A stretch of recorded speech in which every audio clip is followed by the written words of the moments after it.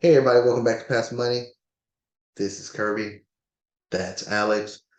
Welcome back to the channel again. Please like and subscribe to the channel. We're trying to, pass along financial education, financial literacy, and trying to just give you the what we do in situation accounts of how things are going on in the economy. Just trying to educate, and we want to pass the message along to as many people as possible. And of course, we're still on our mission to get over 1,000 subs, so please hit the subscribe button. With all that being said, let's get into it. Alex, today we're talking about what's your plans for 2023 when it as far as real estate. What you got on the agenda? Are you gonna buy, hold, wait, see? Um, So what's my what's your plan? so my plan as it sits right now is just to continue to pile up like reserve cash. I plan on buying my next property 2024. Uh Mhm. but I mean I guess that would also just depend on you can't really tell either because like if I do find a good deal, it's you can't pass up a good deal. So if I do find something in 2023 and I do have the cash for it, then I would also buy it. But just as it sits right now, I plan on waiting past that year before buying the next one. All right. So you said you're gonna store cash. How you gonna do that? What's your plan to? So I know you mean build up cash. So what's your plans or what techniques you're gonna use to build up cash to be ready to deploy it in 2024? Yeah, so I'm active money that I'm making like from my W-2 job, I'm putting it into the SPY, just the index fund. Last last time I used the mutual fund, I figured I'd try to spice things up, do it with the index fund this time. So I'm buying the index fund, and then but just from like active working cash. So all my money, I'm trying to keep it aside from like my options income. I'm keeping that aside and just replenishing it into the options side of things. But uh, any extra money I make or money at work, I put that into the SPY, and that's my savings for the next property. All right. So of course, you're gonna have people say, but your money is in the stock market. The stock market is going down. So how are you saving money for a house when the stock market is going down? What's your answer to that? So, I would just say if my plan is to wait till 2024, now obviously all investing should be treated long term, but I think well, at least from where we're at right now in the stock market, we'll see at least some come up by the time 2024 comes around.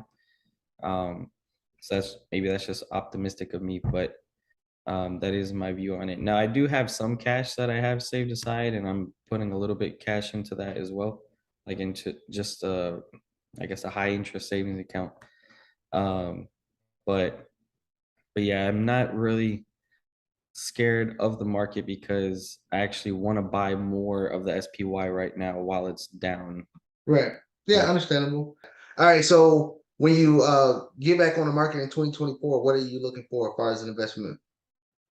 Is it a house, building, real estate? yeah, What you so going? for 2024, I want to buy a duplex or multifamily. It doesn't necessarily have to be a duplex, but my goal would be buying something that is in the multifamily category.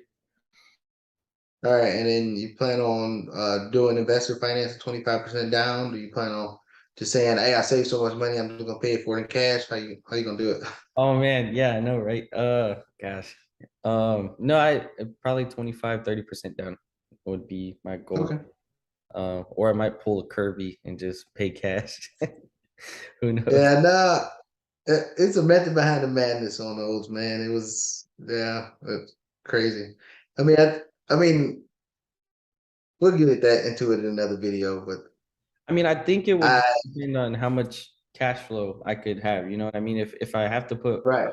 if even at 30% down, I still would prefer to have more cash flow because it makes sense to pay cash for properties if you want to collect the full amount in rent. I think it would just depend on how much cash I have and what the price is of the property and all those factors.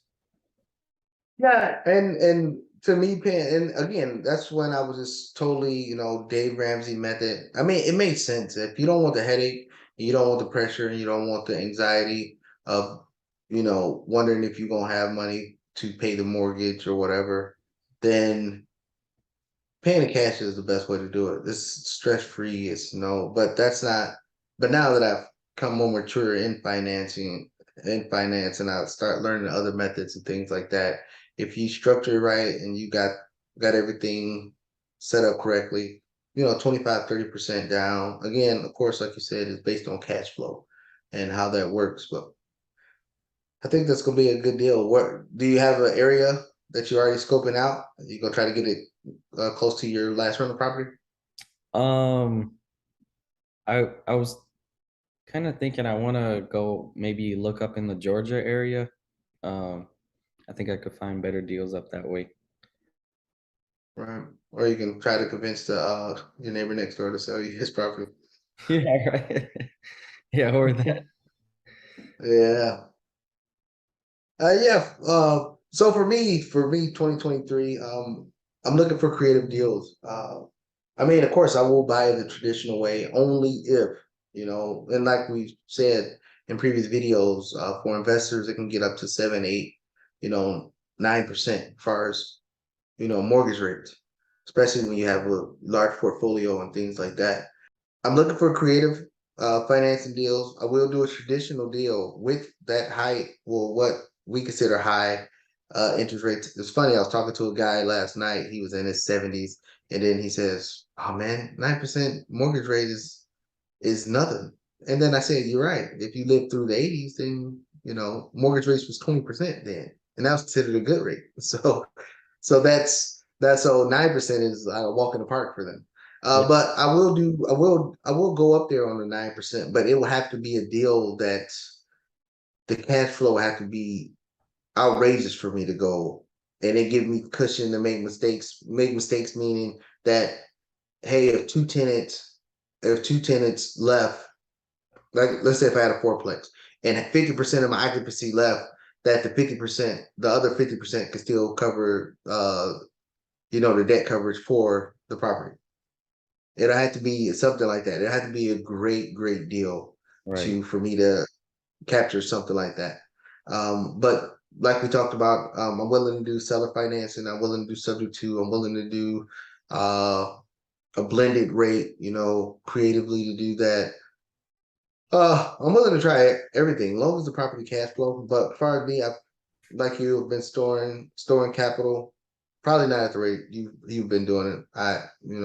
But storing capital in a couple places. I do have stuff in the market. I never stop investing, even if I use the cash for real estate. Just the next month I'm back investing in there.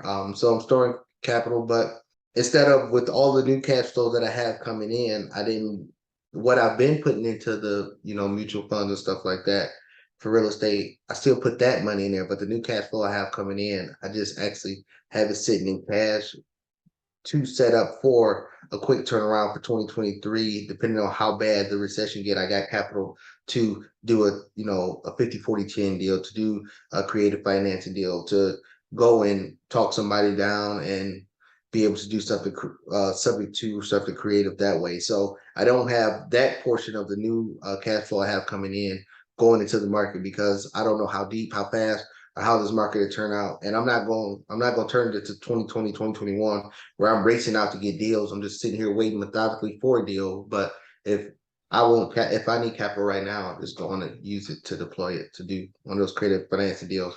Or if I got to do a traditional way, but the deal is just too good to pass up, I'm going to take the deal. As long as it, like I say, cash flows and 50% occupancy give me my debt coverage ratio, I'm all over it. Okay. So like your cash reserves for your next property is just in cash, like not any kind of index fund or mutual fund, just purely cash. No, no, the new cash flow. So as you know, I picked up 3 properties this year. Okay, just new cash. So that new cash is not going to investments. That's just staying in cash, staying in cash. Uh, but the money, the cash flow that I was already putting in there in the mutual funds, I'm still putting that in there. And the Okay. reason why I'm not putting all the other part in cash is because, like I said, I never know if a deal might come up, and I want to be able to be like, all right, I'll take that. I'll Right. take that and then just go do it. Okay. Gotcha. Gotcha. Yeah. Well, guys, if you have any comments, let us know down below. Don't forget to hit the like button, the subscribe button, and we'll see you guys in the next video.